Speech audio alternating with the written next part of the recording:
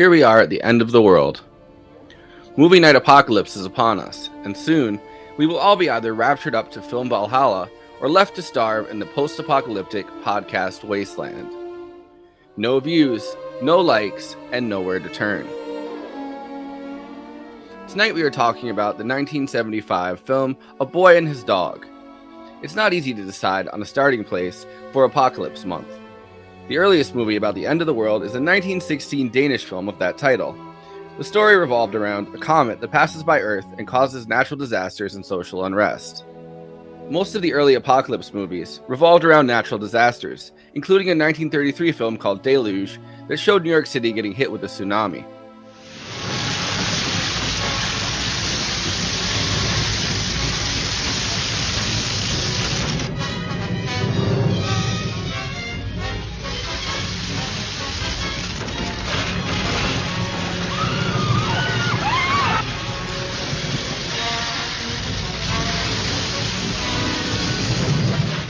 However, in the 1950s and 1960s, the world of science fiction suddenly shifted, as the atomic bomb and the Cold War made the end of the world feel both possible and terrifying. Nobody was quite sure what radioactivity would do to the human body, and the horrific consequences of the Hiroshima and Nagasaki bombings at the end of World War II terrified the masses. Gentlemen,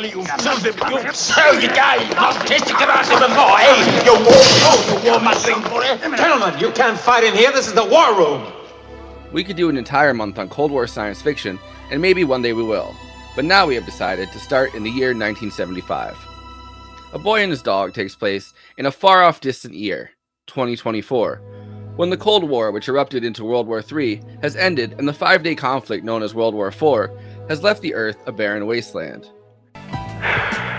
World War III, hot and cold, lasted from June 1950 to March 1983, when the Vatican Armistice was signed between the Eastern and Western blocs, a total of 33 years. Is this too fast for you? Groups of roamers scavenged the dead husk of what was once American society, pillaging and raping. In this nightmarish dystopia, we meet Vic, a teenage boy who was born after the events of World War IV. Vic walks the earth as a solo, with a telepathic dog named Blood. Pearls before swine, all my directives go completely unregarded. Sometimes you're just as ignorant as any other common rover. One indication of a female alone, caution to the wind, the eyes glaze, the glands swell, and the brain freezes. Vic scavenges food for Blood, and Blood in turn sniffs out women for Vic to rape. The author of the book, Harlan Ellison, has talked about his vision of the world of A Boy and His Dog, saying that he wanted a completely amoral wasteland where humans have been transformed back into beasts. So, there is no right, there is no wrong. Man has become beast.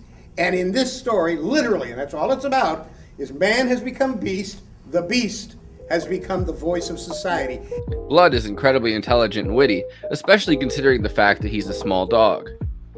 He lost the ability to hunt for his own food when he gained the ability to telepathically communicate and requires Vic for his survival. Blood believes that there's an above-ground society over the hill where life is normal and untouched by the apocalypse. I mean, let's stop I know what you procrastinating mean. Over the hill where the deer and the antelope play, and it's warm and clean, and we can relax and have fun. And then they grow food right out of the ground. How do you like that pipe dream? It's called farming. Oh, I believe you. However, instead of taking us there, Vic is pulled by the seductress Quilla June down to a subterranean biosphere built under the ruins of the city of Topeka, Kansas. Topeka is a strange caricature of post-World War II America, ruled by a brutal and tyrannical committee who puts anyone who disobeys them to death. Let's make these heart attacks. The film was written and directed by the famed Western actor L.Q. Jones, most famous for appearing in several Sam Peckinpah films, including The Wild Bunch. What do you think you did? I found everybody's pocket. Liar! Black liar! You shouldn't talk like that to me. I'm sorry. Come on, TC. Help me get his boots. I think this will do pretty good. Since no major distributor wanted to touch it, it was financed by money LQ raised from friends and family. One famous director who found inspiration in A Boy and His Dog was George Miller, who cited the movie as an inspiration for the Mad Max franchise, especially Road Warrior.